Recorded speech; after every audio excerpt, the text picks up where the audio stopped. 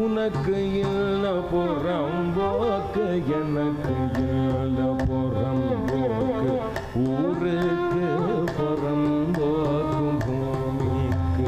പുറമ്പോക്ക് പാടൽ എന്ന TM കൃഷ്ണയുടെ പാട്ട് കേട്ടവർക്ക് ഒരു കാര്യം മനസ്സിലാകും. ആ പാട്ടിന് പിന്നിൽ വലിയൊരു രാഷ്ട്രീയമുണ്ട്. ഭൂമിയില്ലാത്തവർക്കുള്ള ട്രിബ്യൂട്ടാണത്. പലരെയും TM കൃഷ്ണ എന്ന സംഗീതജ്ഞൻ്റെ പാട്ടുകളും സമീപനങ്ങളും വല്ലാതെ അസ്വസ്ഥപ്പെടുത്തുന്നുണ്ട്. ഈ പാട്ടടക്കം ആനന്ദ ഭൈരവി അടക്കമുള്ള പല രാഗങ്ങൾ സമന്വയിപ്പിച്ച് ചിട്ടപ്പെടുത്തിയ പാട്ടാണ് പുറംപോക്ക് പാടൽ. ഇത് കർണാടക സംഗീതധാരയിൽ ആണ്ടുവസിച്ച് അതിൻ്റെ ചിട്ടവട്ടങ്ങളിൽ മാത്രം നിന്ന് സംഗീതത്തെ ഉപാസിക്കുന്ന സാമ്പ്രദായിക യാഥാസ്ഥിതിക വിഭാഗത്തെ അസ്വസ്ഥപ്പെടുത്തുന്നു.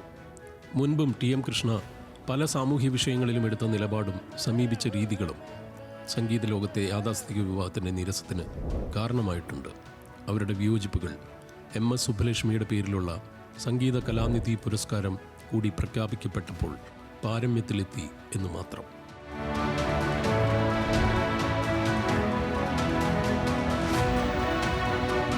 വേറിട്ട സംഗീത സമീപനങ്ങളോടുള്ള അസഹിഷ്ണുതയുടെ ഇണക്കം വരാത്ത അസ്വസ്ഥത അങ്ങനെയാണ് പൊന്തി വന്നതും നിയമ പോരാട്ടമായതും.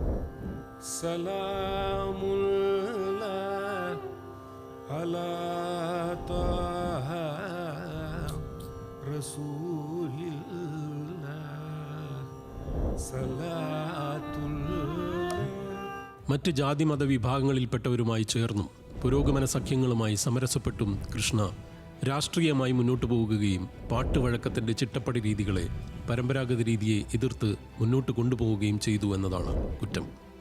കർണാടക സംഗീതത്തെ വാട്ടർ ടൈറ്റ് കമ്പാർട്ട്മെൻറ്റായി കണക്കാക്കുന്ന, അതൊരു മേൽത്തട്ട് വിഭാഗത്തിൻ്റെ പവിത്രധാര മാത്രമെന്ന് സത്യസന്ധമായി വിശ്വസിക്കുന്ന പലർക്കും അത് ബുദ്ധിമുട്ടുണ്ടാക്കി.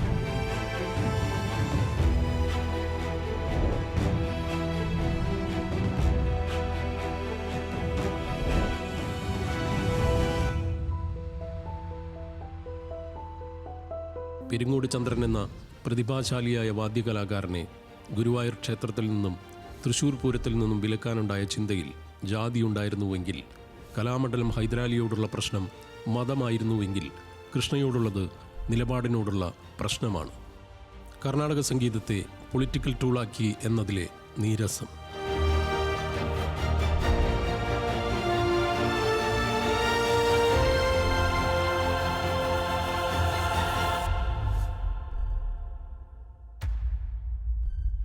പെരുമാൾ മുരുകൻ്റെ വരികളെടുത്തുണ്ടാക്കി പാട്ട്. അറബി, ഹീബ്രു അടക്കമുള്ള വരികൾക്ക് ഈണം ചിട്ടപ്പെടുത്തി. മറ്റ് മതവിഭാഗങ്ങളിലുള്ളവരുടെ വരികളെടുത്ത് ഈണമുണ്ടാക്കിയാൽ തകരുമോ കർണാടക സംഗീതത്തിൻ്റെ അടിത്തറയെന്ന് കൃഷ്ണ മറുചോദ്യം ചോദിച്ചു.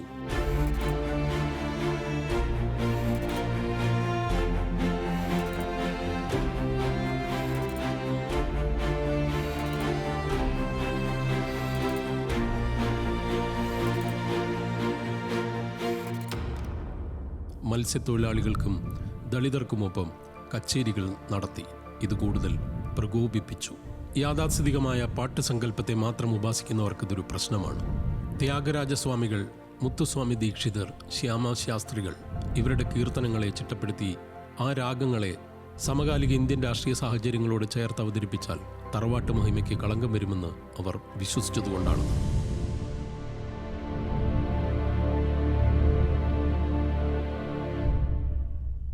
സവർണത എന്ന ഉന്നത കുലബോധമാണ് ഇത്തരം അസ്പൃശ്യതകളുടെ കാരണം.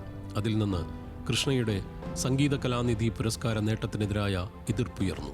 ഇതോടെ ഒരു വശത്ത് യാഥാസ്ഥിതിക പക്ഷം നിന്നു, മറുവശം കൃഷ്ണയ്ക്കൊപ്പവും.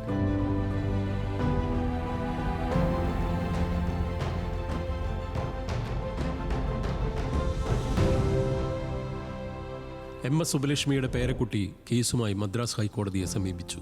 സിംഗിൾ ബെഞ്ച് പുരസ്കാരദാനം സ്റ്റേ ചെയ്തു. എന്നാൽ ഡിവിഷൻ ബെഞ്ച് ഇത് റദ്ദാക്കി. ചടങ്ങ് നടന്നു. സുപ്രീം കോടതിയിലെത്തി ഹർജിക്കാരൻ. സുപ്രീം കോടതി പുരസ്കാരദാനം തടഞ്ഞില്ല. പക്ഷേ ഡിസംബർ 16 ഇടക്കാല വിധി പുറപ്പെടുവിച്ചു.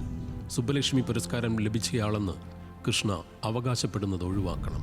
അവരുടെ കുടുംബത്തിന് എതിർപ്പുള്ളതുകൊണ്ട്. ഒരു വിചിത്ര വിധിയുടെ സ്വഭാവം ഇതിനുണ്ട്. എന്നാൽ ഇതുകൊണ്ടൊന്നും കൃഷ്ണയുടെ സംഗീത മികവ് തരം താഴ്ത്തപ്പെടുന്നില്ല എന്ന കാര്യവും കോടതി അടിവരയിട്ട് പറഞ്ഞു.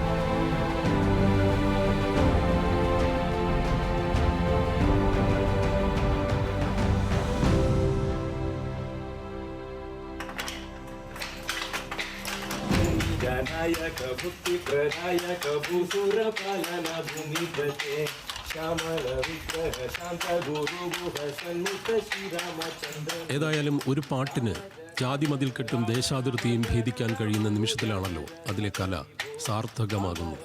അതിനാൽ TM കൃഷ്ണയ്ക്കെതിരായ കലാപ മനോഭാവത്തിൽ കലർപ്പുകളോടുള്ള സവർണ നീരസപ്പെടൽ എന്നതിൽ കവിഞ്ഞൊരു പ്രാധാന്യമില്ല. ரொம்ப தேங்க்ஸ் ஐயா. பாத்தீங்களா நீங்க போட்ட தாளத்துக்கு நான் பாடல கரெக்டா பாடுனா கரெக்டா தாளம் போடுவேன். தாளம் கரெக்டா போடுவேன். ஆமா கரெக்டா போட்டுருக்கீங்க.